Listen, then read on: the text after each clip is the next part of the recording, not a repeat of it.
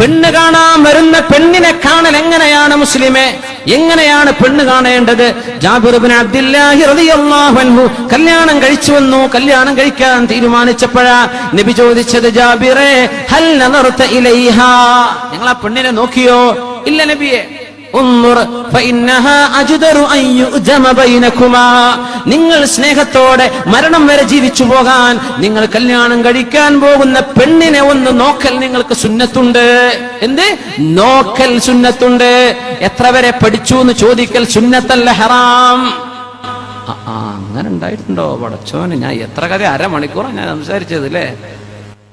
എന്ത് നിക്കാഹേ മഅ മഹ്റമിൻ, ഈ പെൺകുട്ടിയെ നിക്കാഹ് ചെയ്യാത്ത കാലത്തോളം ഒരു അന്യ പുരുഷന് സംസാരിക്കൽ ഹറാമാണ്. പക്ഷെ ഇവളെ കാണൽ ജായിസായത് ഇവളെ കല്യാണം കഴിക്കാൻ ഇടയാകുമല്ലോ, സാധ്യതയുണ്ടല്ലോ. അതുകൊണ്ട് കാണൽ ജായിസ. എന്താ കാണേണ്ടത്? അൽ വജ്ഹു വൽ കഫൈൻ, മുഖവും മുൻകൈയും അവൻ നോക്കൽ ജായിസാണ്. മുഖം കണ്ടാൽ സൗന്ദര്യം മനസ്സിലാകും, കൈ കണ്ടാൽ തൊലിനിറവും ശരീരത്തിന്റെ ലാവണ്യവും മനസ്സിലാകും. ഇത് തിരിയാത്തവൻ കല്യാണം കഴിക്കണ്ട. അവനും കണ്ടത് ഇത്രയൊന്നും കണ്ടാ പോരാ. അങ്ങനത്തവൻ നീ കല്യാണം കഴിക്കണ്ട, നീ രോഗിയാണ്. പരിശുദ്ധ റസൂലുള്ളാഹി സ്വല്ലല്ലാഹു അലൈഹി വസല്ലം ഒരു മഹ്റമിന്റെ കൂടെ അല്ലാതെ കാണാൻ പാടില്ലെന്ന് പറഞ്ഞപ്പോ കല്യാണം കഴിക്കാൻ വരുന്ന ചെറുക്കൻ വർത്തമാനം ഭക്ഷണമൊക്കെ കഴിഞ്ഞിട്ട് വീട്ടുകാരൻ പറയാണ്, എന്നാ പിന്നെ അവരൊന്ന് സംസാരിച്ചോട്ടെ, വാതില് തുറന്നു കൊടുത്തില്ലേ? ഈ കാണാൻ വന്ന ചെറുക്കനും പെണ്ണും ഒറ്റക്കൊരു റൂമിലാവൽ ഹറാമാണെന്ന് പറഞ്ഞിരിക്കെ ഈ പെണ്ണിന്റെ വാപ്പ കൂടെ ഇല്ലാതെ, ഈ പെണ്ണിന്റെ ആങ്ങള റൂമിൽ കൂടെ ഇല്ലാതെ ഒരു പെണ്ണിനെ കാണിച്ചു കൊടുക്കൽ ജായിസല്ല മുഅ്മിനെ. അള്ളാഹുവിന്റെ നിയമമാണ് ഞാൻ ഈ പറയുന്നത്. നാട്ടിൽ നടക്കുന്ന നാട്ടുനടപ്പല്ല, അള്ളാഹുവിന്റെ നിയമം ഇതാണ്. ഇത് പാലിക്കാനാവൂ. അള്ളാഹും റസൂലും പറഞ്ഞതനുസരിച്ചാൽ ഫഖദ് ഫാസ ഫൗസൻ വമ്പിച്ച വിജയം അവർക്കാണ്. ഇങ്ങനെ ഹലാലിൽ തുടങ്ങേണ്ട കല്യാണമാണ്. സംസാരിച്ചുകൊണ്ടും കഥ പറഞ്ഞിട്ടും തുടങ്ങിയത് അവിടെ തന്നെ ഹറാം ആരംഭിച്ചില്ലേ? ഈ കല്യാണത്തിൽ പിന്നെ എങ്ങനെയാ ബറക്കത്തുണ്ടാവുക?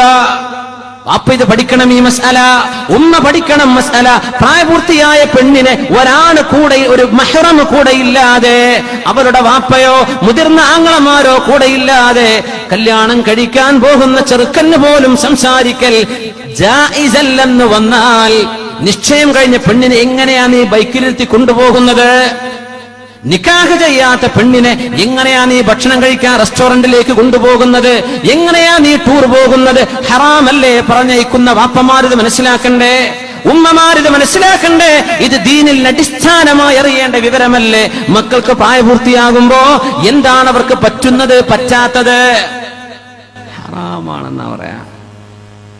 ഹറാം. ഉംറക്കൊക്കെ പോകും പെണ്ണുങ്ങളുടെ കൂടെ നിൽക്കുന്ന ഉസ്താദ്മാരുണ്ട്. ഞാൻ പറയാണത് ഇവരല്ലാതെ ഉംറക്കൊന്നും അമീറാകാൻ പോകണ്ട. പെണ്ണുങ്ങളുടെ ഒരു സംഘത്തിന്റെ കൂടെ നിന്ന് ദുആ ചെയ്യുന്നുണ്ട്. മക്കയിലും മദീനത്തും പെണ്ണുങ്ങളൊരു സംഘം ഉസ്താദിന്റെ കയ്യിനോട് ചാരി നിന്ന് വെറും പെണ്ണുങ്ങൾ മാത്രം, പെണ്ണുങ്ങൾക്ക് മാത്രമുള്ള ഒരു ദുആ.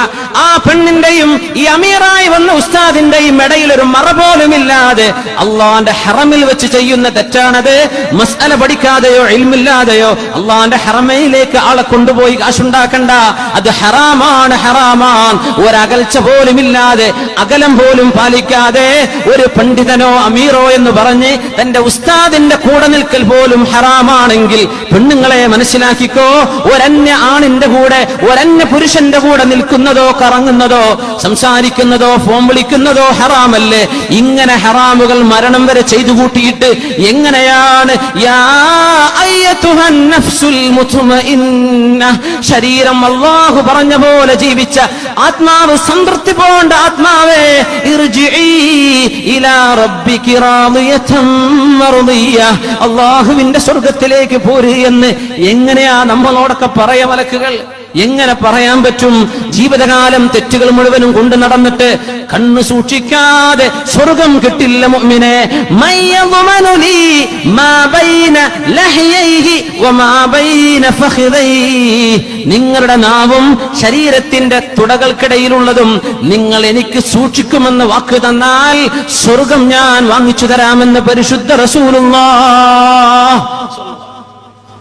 ഇതിനൊന്നും പണിയില്ലല്ലോ, എളുപ്പല്ലേ? ആരെങ്കിലും മൻ ഗള ബസറഹു അൻ മഹാരിമില്ലാഹ് റസഖഹുല്ലാഹു ഇബാദതൻ യജിദു ഹലാവതഹാ, അല്ലാഹു നോക്കൽ ഹറാമാണെന്ന് പറഞ്ഞ ഒരു കാര്യത്തിലേക്ക് കണ്ണു പോയപ്പോഴേക്കും അസ്തഗ്ഫിറുല്ലാഹ് എന്ന് ചൊല്ലി പിന്മാറിയവൻ നെറ്റിൽ ഒരു സൈറ്റ് ഓപ്പൺ ചെയ്തു കഴിഞ്ഞാൽ എത്ര ഖുർആനിന്റെ സൈറ്റ് ആണെങ്കിൽ പോലും അവിടെ പോപ്പപ്സുകൾ വരും, പരസ്യങ്ങൾ അന്യ പെണ്ണുങ്ങളുടേത് വരുന്നില്ലേ? പിന്നെണ്ടോ ബാക്കി സൈറ്റുകളൊക്കെ? സെൻസർ നടക്കുന്നുണ്ടോ? എന്നിട്ട് മനുഷ്യന്റെ സെക്കൻഡുകളിൽ തിന്മകൾ ഇങ്ങനെ മനുഷ്യനെ ബംബാർഡ് ചെയ്തുകൊണ്ടിരിക്കുമ്പോ ഓരോ തിന്മയിലേക്കും കണ്ണ് പോകുമ്പോഴേക്കും അസ്തഗ്ഫിറുല്ലാഹ് എന്ന് പറഞ്ഞാൽ നിനക്കത് കൂലി കിട്ടി, അല്ലാഹുവിൽ നിന്ന് പ്രതിഫലം കിട്ടി.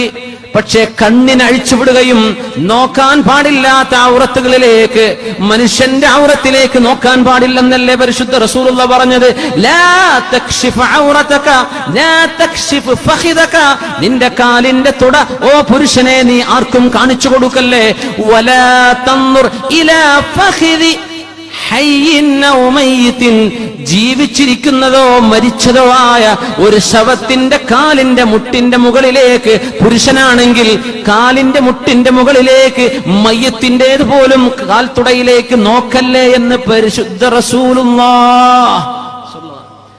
ഇനി ആലോചിക്കുകയും നമ്മൾ കാണുന്ന ഫോട്ടോകളുടെ അവസ്ഥ എന്താണ്?